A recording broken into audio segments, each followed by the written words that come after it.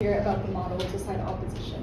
First, if we are okay with democratic decisions introduced by schools to have quotas for underprivileged students, what we are not okay with it on side opposition is the manipulation of the educational system through individual decisions and this subjective decision that is provided by only a single teacher inflating the scores on their own without a consensus of the school board or general teacher board in general.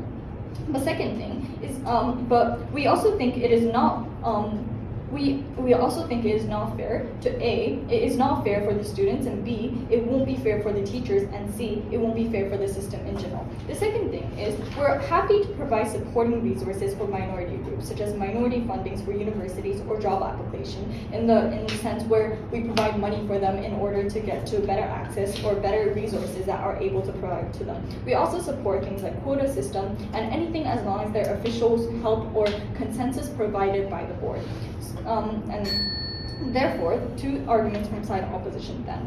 First, we think that it will incentivize further demoralization of the teacher. The thesis of this argument is that your moral and hope as a teacher from an underprivileged community is to be able to provide the most on-the-ground support for the student and therefore provide back to the community that you came from. Therefore, your moral and obligation will determine be deteriorated in the process where you as a subjective being is going to manipulate the entire process and inflate the students without the consensus of the board. This argument comes in two folds. First, it disencourages the student from spending more time into schoolwork. Typically, underprivileged minorities are structurally less resourced, or they have access to less resources or less time because of financial outcomes, whether they're first generations or their family is low in income. But we also think that they're more likely to be preoccupied with other non-school related work, which requires them to spend more time in. And this would usually cause outcomes like students not having enough time to spend in schoolwork and not having enough grades to ultimately succeed in future. But by having less things to worry about, such as being able to do well in schoolworks without necessarily trying because your scores are inflated, we think that it de-incentivizes them from not spending as much time as they would have if they're continuously doing bad in school and wanting to reach for help. What this does is, we think this leads to the second fold of the argument, which is, as a teacher, when you want to provide the most help and support, you want them to directly reach out to you, and you want to be able to contact students in order to help them. We think that by the students pulling away from schoolwork and by disencouraging them from necessarily spending more time into schoolwork, we think that this kind of barrier is created where the teacher won't necessarily be helping. So the only thing that is left for you to do in that situation is to continuously inflate the students' scores. And we think that this ultimately doesn't do any good to the students or the teacher in general. Because rather than supporting an invisible future where you don't know necessarily how the outcome will play out and the future success where it is going to be largely prospective, we think that what you can do is actually boost their educational skills when they're still in close proximity and in contact with you. This means that we want to let students reach out to the teachers directly and be able to let them have this contact and be able to improve their educational accessibility and to be able to improve the way that they study or the way that they spend time on schoolwork, etc., in order to benefit their future. We think that this is not going to be as prospective as what side proposition speech is ultimately about. Because even if you do inflate grades, you don't necessarily get guaranteed to get into a good university or a good job application in the future because of this kind of barrier and structural underprivileged minority status still existing on you. So we think that what we are able to do as a teacher is to able to provide the support. The second argument I would like to talk about then is the social division that is going to be created. We think that this thesis is that structurally it is impossible to hide this, which will lead to backlash and further tension and marginalization of minority communities. The mechanism of how this will be exposed and how we can hide this is in two folds. First, we think that generally rankings in school will be ultimately publicized. So this means whether university rankings where people go to or GPA rankings in general, these things are usually public for people to see, and we think that by this, people are able to realize that there is ultimately something wrong with the system if some students who are not as well achieving academically ranks high. But second, even if we think that these things all doesn't exist, right? We still think that students will show each other their grades and students will ultimately talk about their grades in school. Even with your best friends or even with the people around you, you'll ultimately get a good grasp of where people lie and the grades that people have. So we think that with two mechanisms like this, we think that this is how students will find out about each other's grades. So even if side proposition were to say these inflation are only going to happen on the basis of subjective decision questions, we also think that it is very easy to spot on a grading scale, and we think it will be exposed in general. So this means 3 things will happen. First, backlash.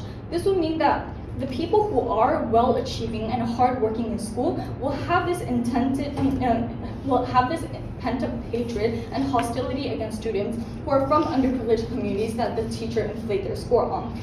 This is because usually when you're in school, people are generally immature when they're young, and they prioritize selfishness, which means that despite like the whole societal issue that you care about, you care more about your own career, you care more about your future, and therefore this is why we think that there will be this hatred that will be introduced. But second, we think that for context, this is also a very racially diverse world that we're going to talk about.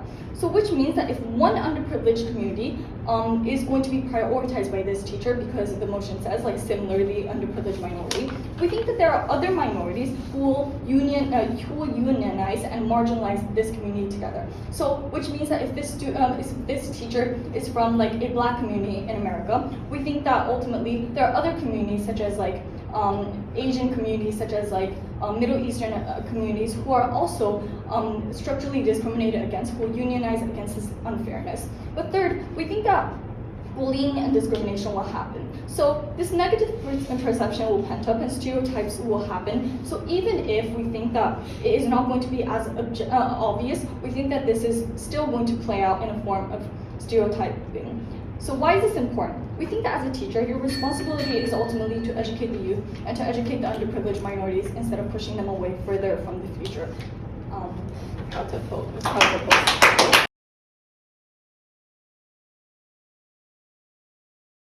The sanctity of equality. Success should be attainable by all, and discrimination, positive or negative, must be nullified. What proposition brings us is a dystopian world where fundamental building blocks of schooling become irrelevant and success is determined by your background. We don't stand this on opposition.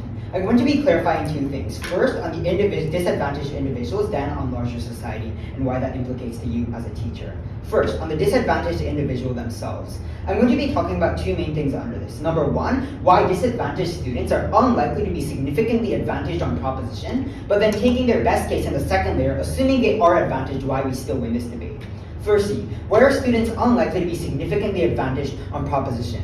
4 reasons. Number 1, because subjective testing isn't a commonality. Math, chemistry, all of those tests likely don't have a lot of subjective material where significant inflation can occur to significantly benefit the grades of an individual. Subjective testing, as they claim, is the only scenario in which they can inflate grades, and that's just not as common as they make it out to be. Number 2, subjective tests, as Ayaka points out in her POI, likely have objective founding, that you can't write something completely wrong and expect it to be graded with 15% advantages when your original score is literally a 0.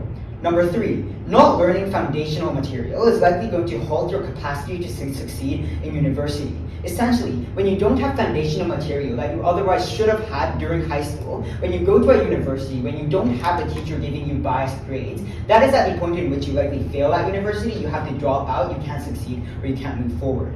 Number 4, it incentivizes less teacher supporting, as I'll tell you later, and that means that you can't do things like succeed in standardized testing, which is where cheating, as what they stand for, isn't even possible. With that said then, the argumentation that came from Ayaka was on demoralization. There were 2 layers under this. Number 1, that you likely don't work as hard as you otherwise would have had. Remember that this stands irregardless of if the student themselves realize that their test grades are being manipulated. Even if I don't realize it, if I can get away with an hour of studying to pass the test, I'm unlikely to put in the 2 hours that I otherwise would have had to do to pass the test. Number 2, there's an incentive for teachers to help you less, because when you can inflate students' scores to have them succeed rather than actually teach them after school, etc., there's no incentive for me to invest hours into teaching the children. DPM tries to say this is not necessarily mutually exclusive. We agree, it's not mutually exclusive, but incentives are, and there is no incentive for a student or teacher to help a student when they can get away with doing less. I think that all of this All of these responses then generally can engage to their solving of inequality point, even assuming the best case scenario. Number two, their second case was on the political benefit that this brings. Essentially that they're going to increase the number of politicians from marginalized groups that gets in, and they can create mass-scale political top-down change. Two responses. Number one, I don't think this is very probable because proposition doesn't fulfill any of the burdens they have to prove. For this argumentation to stand, they have to prove to you three things. They have to prove, one, that these individuals are going to be able to succeed in university. I already disproved this. Number two, they have to prove that these individuals have a high incentive to want to become politicians. And number three, they have to prove that these individuals can get voted in even as a marginalized minority and can create the mass scale change that they claim is likely. I don't think they prove the likelihood. But number two, even assuming proposition best case, and assuming that we're going to get a lot of these marginalized politicians into the House and have them create mass scale change, what it creates is unequal mass scale change. Because when a marginalized community gets into the parliament, what happens is that that individual can only cater to their own group and rather decides to disadvantage other groups for the benefit of their own. We don't stand for subjectivity in education or in politics. Finally then, second layer on society, but before that I'll take any POI. Cool. Finally, on society then. The argumentation from Ayaka is also very simple here. We tell you that when you get found out for the inflation of grades, that this incites backlash, that this leads to racial tension and marginalization. We gave you three layers under this. Number one, on backlash, not just to the teacher, but to the students who are getting advantaged. Students, as an irrational young child, likely perceive that this is an unfair treatment, that this is favoritism, and that there is no justification. They say, well, it's just going to be backlash against teachers. I don't think that's true. Number two, inherently, when these schools are very ethnically diverse, as is likely the context that this occurs in, that other minorities are similarly marginalized with the minority. That only one minority is benefited on proposition, which leads to negative unionization of the minority, which leads to mass-scale racial tension. Number three, on things like discrimination, polarization, and bullying that likely occurs as a result of this. We tell you then that the likelihood of you getting found out is also very high. That it's likely that things like your rankings are publicized or that you share it with your friends as students do in the status. Cool. The engagement from proposition is very, very weak. They tell you, well, probably not, but I really don't think this is true, right? 15% is a very big difference. It makes me from a failing student I am right now to a very academically successful student. Secondly, if I get 100 on my test, people are going to go, no way, because they know I'm a very dumb student. So intuitively speaking, when I share the 100 on my test I got, or when I share even the 50 I got, which is 20% better than the original grade I would have gotten, students are likely to find some reason students are likely to suspect me for some reason why this is false, and it is likely that this still leads to backlash. Any POIs? Cool. The conclusion of my speech then. Why is this the highest incentive of you as a teacher? Three things. Number one, it is your fundamental responsibility as a teacher to respect the safety of school. That schools ought to be an equal playing field where individuals can compete based off of hard work and academic success, not necessarily because they are favored by the teacher. Number two, because the benefit on proposition is highly speculative. I give you the burdens they have to fulfill in their speeches. They still don't prove this in their second speaker speech. I think that whip is far too late, even if they are successful in proving the ridiculously high burden they've set out for themselves. Number three, I don't think that the proposition analysis has much large benefit anyway. Solve inequality or mass scale political change are things that we don't even stand for, even assuming they stand. The unequal politics is still bad politics. We don't think that proposition benefit is even a benefit. Conclusion then. Just like how we don't allow for jurors to give lesser sentencing for their own disadvantaged communities, even though that likely may lead to further benefit for the marginalized communities, we oppose the injection of subjectivity into what should be an objective art. Schooling is a ground where individuals ought to be able to succeed based on hard work, not because they were born in a different community. For that, oppose. Next speaker.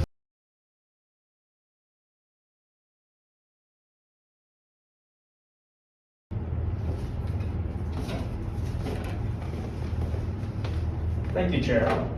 When I was working at a multinational large corporation, I realized that my evaluation was higher than the reality. I somewhat realized that maybe it was because the boss or the headquarters wanted to protect me. I was the youngest employee in Tokyo office. But when I realized that my evaluation was unduly adjusted, That fact damaged my self-esteem. I struggled to maintain the relation with my colleague. That outrageous scenario should not happen to minority teenagers. That is just wrong. We don't think it's equality, we think it's evil. Based on this, I would like to answer 3 questions in spec. First of all, will this benefit minority students? Secondly, will this exacerbate social divide? 3, even if this benefits students and society, are teachers eligible to make this moral decision? First question, will this benefit students?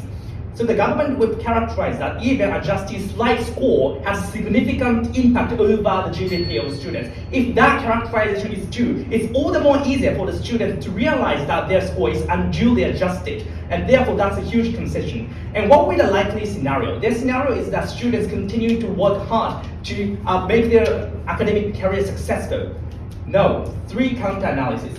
First of all, short term, the result will be opposite. Disappointment will be the scenario, because students think that the result of their GPA is not because of their native endowments, it's rather because of magic protection. The fact is insulting to those students. That will fundamentally damage the self-esteem and pride and confidence of students. As a result of that, students will have or may have a mental illness because of that sort of sense of social isolation. In the worst scenario, students will drop out or suffer from eating disorder. In the worst scenario, commit suicide and so on. That's the worst scenario. So let's make a comparison. Even if we exceed that, several students will be possibly protected or privileged under their scenario. Some other students will suffer from the profound level of stress, social isolation, and mental trauma and PTSD and so on. We think harm is qualitatively more significant than the small harm that will apply to several number of students in the possible scenario. On the second level, even if we accept this presumption from the other side of the house that students will continue to work hard and they successfully get enrolled to prestigious university, what will happen after they join college? All the other classmates, friends will get higher scores because that student is unduly or unfairly evaluated. That means that other students who fairly pass the test or pass the exams are likely to get higher scores. So they will compare themselves with other students in the classroom. Therefore, this sense of inferiority will be further entrenched after joining the school. Similar kind of thing is already happening to sports scholarship. There are in Japan, some students get enrolled to university because of sports ability, but they realize that their academic ability is insufficient. Therefore, they struggle to get sufficient score compared to other classmates in university. The scenario is that they will either give up academic career or surrender or drop out, and that's the likely scenario. I don't think in a mid-long term, this scenario will benefit minority students. Finally, in a long term, what will happen? Maybe some students, in the best case scenario, will get successful academic career, become a good role model in the future. But what will happen is the moral hazard for future students. For future minority students, they know that even if they don't work hard, they get some magic protection from the teachers or school, and they get enrolled into universities. They will fundamentally demotivate students to work harder than compared to the situation that they would not have that access otherwise. It's similar to subsidy to industry. If industry knows that they get magic protection from the state, they lose making all the exertions to improve the level of and the standard of their efforts and so on. So conclusion is that in any timeline, in any milestone in academic career, this arbitrary policy will not benefit students, and it will rather structurally demotivate students and damages the social standing of students. Moving on, will this exacerbate social divisions? Before moving on, I will take point. Maybe later. Okay. Several things here. First of all, we concede the best case that the students will become successful business people or politicians in the future. But that benefit stands at the expense of other minority groups. Please imagine the situation that let's say in California, only Chinese immigrants continue to get privilege at the expense of Mexican immigrants. This trade-off is structurally of itself is unfair. We don't buy that. On the second level, if this trade-off is socially acknowledged, what would happen? This is what leader of opposition and deputy leader of opposition explain in their speeches. That is, say, this catharsis or collective experience of unfairness will rather exacerbate and entrench a sense of antagony and hostility against this particular minority groups. So minority is a cross-cutting category. There are different diverse kinds of minority groups in a society: immigrants, social class, ideological minority, LGBTQ, and ethnic minority and religious minority. So all the other minority groups will unionize themselves. And this is very important because we live in a context in which already racial divide is a very sensitive topic. And this motion that this one particular group will access unlimited advantages will fuel the rhetorics by racism and right-wing politicians that we should further target this minority group because this group is unfairly getting advantage from the society, from the state. That fuels racist rhetoric, which is already problematic in our society. Go ahead. The inflation of grades are done secretly, so why it would be open to public?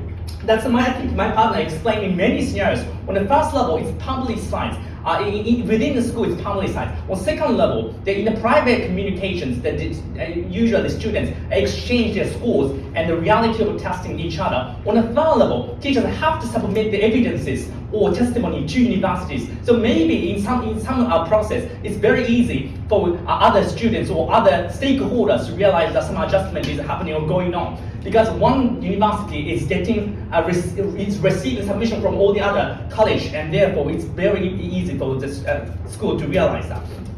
Finally, even if this benefits students and society, are teachers eligible to make these decisions? The characterization from government whip is that teachers' responsibility is to challenge the system. No. First of all, teachers are not elected representatives. They don't represent democratic will. We support public announcement of affirmative action through democratic process, but we oppose its subjective arbitrary judgment. Secondly, teachers are responsible for security and fairness within the classroom. That's a primary responsibility of a teacher. So external social morality is a secondary or peripheral part of responsibility of teachers. We are happy to oppose. Thank you. Thank you, Speaker. Now I can hold the opposition question. Thank you.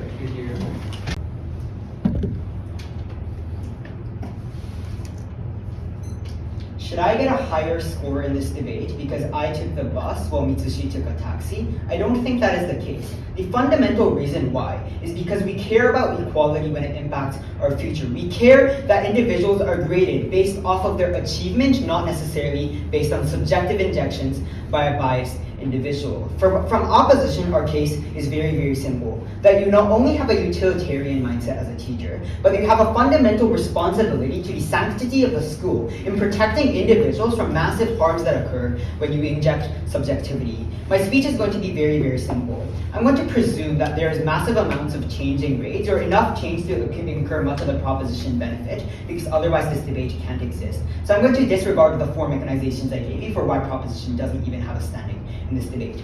Assuming this, what are our two claims?